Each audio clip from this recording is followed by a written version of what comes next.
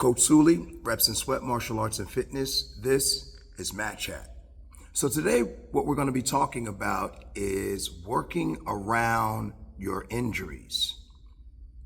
If you're living any sort of active lifestyle, if you're doing any type of fitness, injuries are going to be inevitable. It comes with the territory, particularly when we're talking about martial arts, combat sports, and things of that sort. Self-defense, anything like that. You're going to get injured. I mean, shoot. You get injured not doing anything. So injury is just a part of life. But I'll start with this and say that 99% of the injuries that you will endure can be worked around. A lot of times what happens is we'll get some solid momentum going in our favor.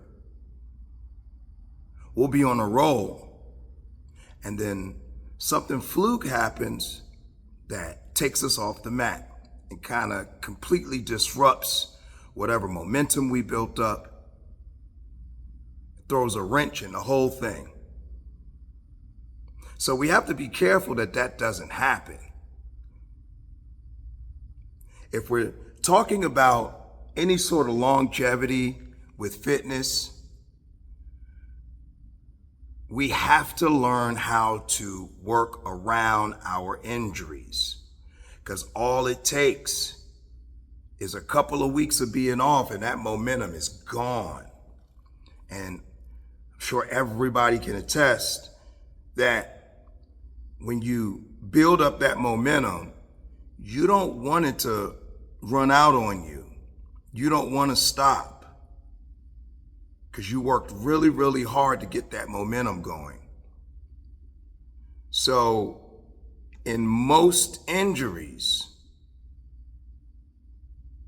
there's usually opportunity to work around it. And we have to be very in tune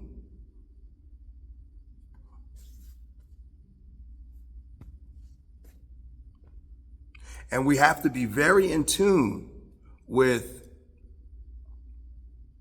our bodies,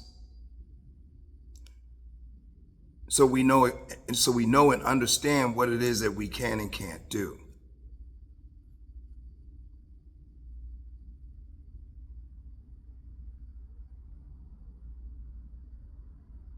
I'm not saying go out there and re-injure yourself.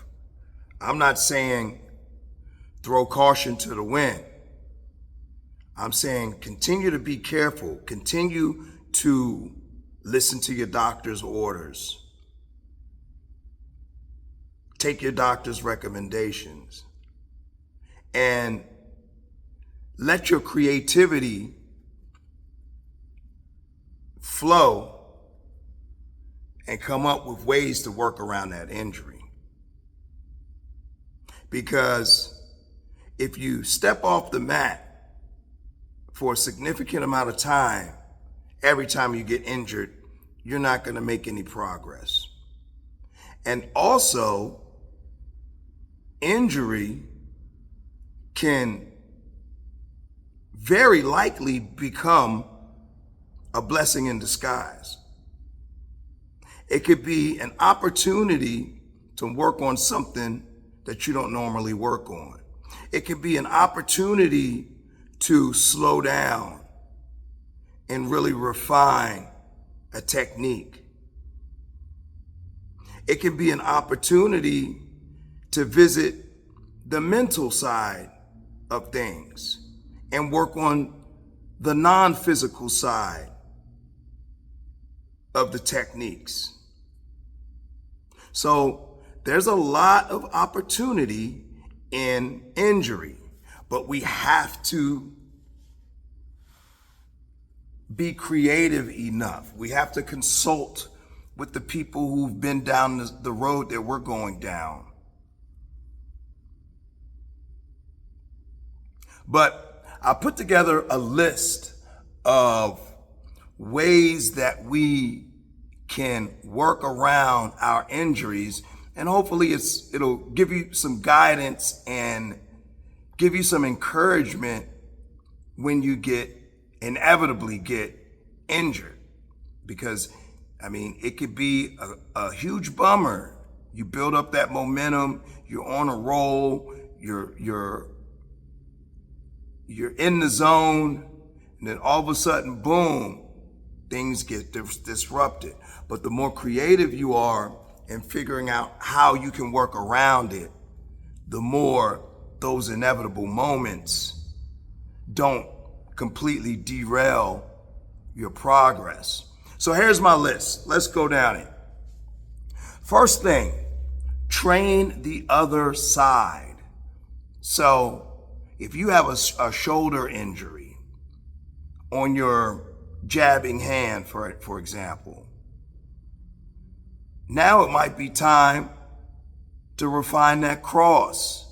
Now it might be time to double down on the other side. If you have a right knee that's bothering you, it might be time to work on that left kick.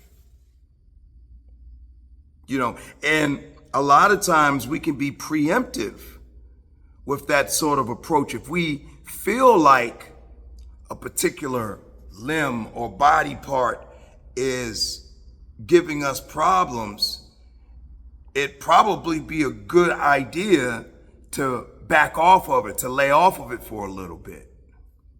So always be looking to work the other side of the injury.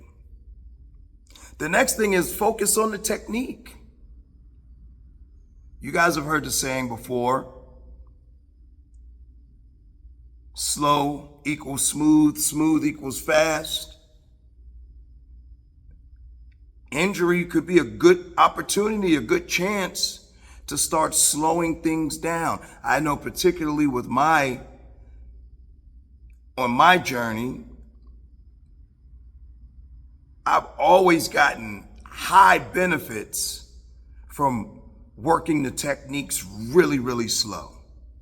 And when you're injured, that can be an opportunity to really work out the fine, small details that you're inclined to skip over without the injury. So the next one is visualization. Start visualizing the things that you did with that injured limb or that injured body part. Get the mental side of it down. Start working out the details that you might not be able to physically do. Start working those details out in your brain and mentally. The next one is look at your videos. If you the type of practitioner that likes to video yourself, I know in the age of social media, most people do like to video themselves. Instead of those videos being things to post to your social media, that could be your review library. Looking at what mistakes you're making while you're throwing these techniques out.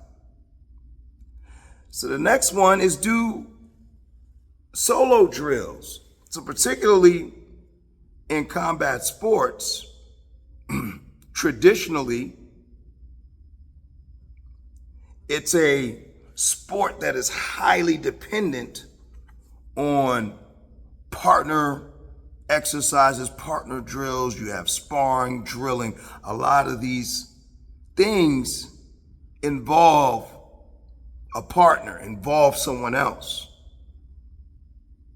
So it might be a good idea, especially like something like Brazilian Jiu-Jitsu. Let's say you hurt yourself and you can't roll, you can't go live.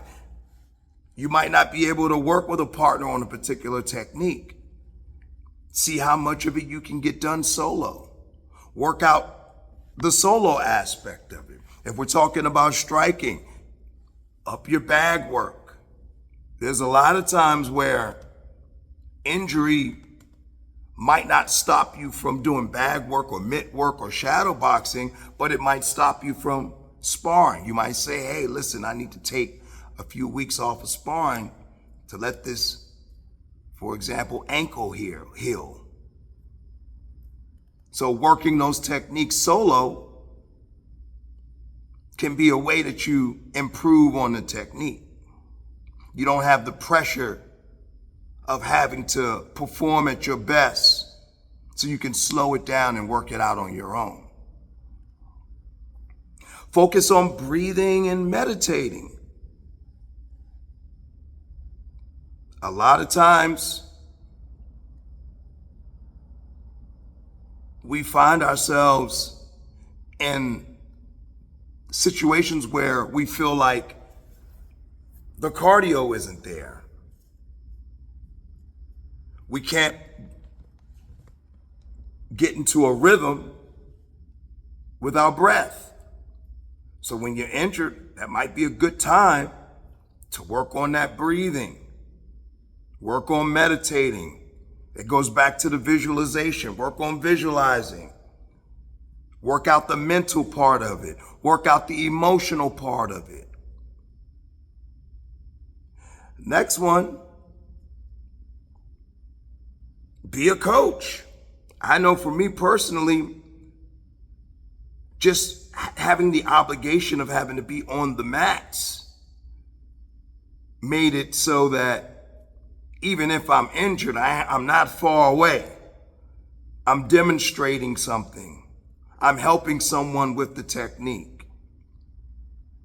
I always recommend to martial artists that teaching martial arts is an important step in every martial artist's journey. Teaching martial arts. And when you get injured, it's the perfect way to make sure that you don't spend too much time away from the mats. Next thing is communicate your injuries to your instructor and to your training partners. Let them know that you're injured. Let them know that, hey, don't crank on this arm. Let them know, hey, don't punch me here. Don't kick me here. Can we do hands only? That communication is very important because you want your coaches and you want your training partners to also be mindful that they're not making whatever injury you have worse. And if they don't know, they can't make the accommodations. So communicate that injury, let people know that you're hurt. We can't do this. Your coach might even say, hey, buddy, you probably need to take a couple days off. He's going to be looking out for your well-being, maybe sometimes more than you would. Maybe you need your coach to give you permission. Maybe you don't want to look like you're slacking in front of your coach, and that conversation can let your coach know that, no, I'm not slacking. I'm hurt. I'm injured. So it's an opportunity, and we have to look at it like that. If we want to be able to have longevity with training, to train into our older years, we have to be always keeping our eyes open to opportunities to train. We can't allow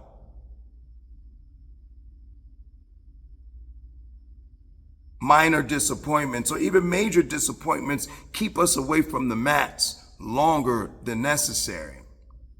And in most cases, it's not necessary to take the time that we take off the mats. And just being like, I know a couple folks that are injured and they cannot participate in class, but they show up to class and watch class from the sidelines. The main thing is that we want to maintain a connection to the mats, because we know how long it took us and what it took for us to build up that connection, whether it's physical, whether it's mental, whether it's emotional, whether it's spiritual. And we don't want to disrupt that connection. And like I said, it's inevitable. There will be injuries, but the vast majority of injuries that you sustain can be worked around. So keep that in mind, guys. I gotta run. Coach Suley, Reps and Sweat Martial Arts and Fitness. This was Mat Chat.